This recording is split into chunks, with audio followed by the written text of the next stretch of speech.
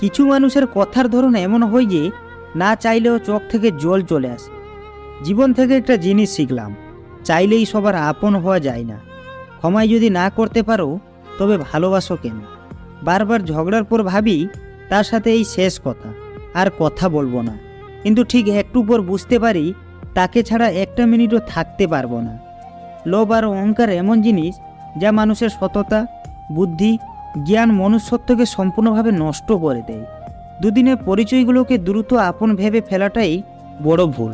যে স্ত্রী বিয়ের পর স্বামীর বাড়ি থেকে তার বাবার বাড়িকে বেশি প্রাধান্য দেয়, সেই স্ত্রী কখনোই নিজ সংসার করতে পারে না। নিজের স্ত্রীকে এত বেশি ভালোবাসুন, স্ত্রীর বান্ধবীরাও যেন আপনাকে দেখে আফসোস করে। ভালোবাসলেই ভালোবাসা পাবে, এটা ভাবা ভুল।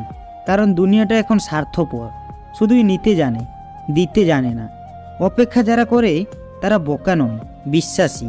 অসহায় তো সে, যাকে বোঝার মতো কেউ নেই। মানুষ সেই লড়াই কখনো জিততে পারে না যদি শত্রুতার আপনজন হয়। একটা মানুষ যখন খুব একা হয়ে যায় তখন তার মন থেকে সব আনন্দ মরে যায়।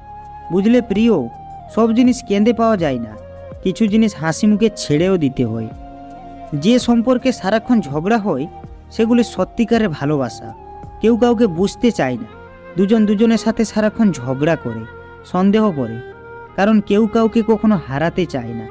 সবাই সৌন্দর্যের পাগল, অথচ নিজের ছায়াটাই কালো। দূরত্ব কোনো বিষয় নয় যদি সম্পর্কে দৃঢ়তা যথেষ্ট গভীর হয়। অতিরিক্ত ভালোবাসা পুরুষ মানুষ হজম করতে পারে না। হাতে হাত রাখাটা সহজ, কিন্তু সারা জীবন বইতে পারাটা কঠিন। একদিন এক জকারকে প্রশ্ন করলাম, মুখোশ কেন পরেন? অসাধারণ উত্তর পেলাম, মুখোশ সবাই পরে, জাস্ট আমারটা দেখা যায় না। একটি সুখ মানুষকে কখনোই বারবার হাসাতে পারে না, কিন্তু একটি দুঃখ আজীবন কাঁদাতে পারে।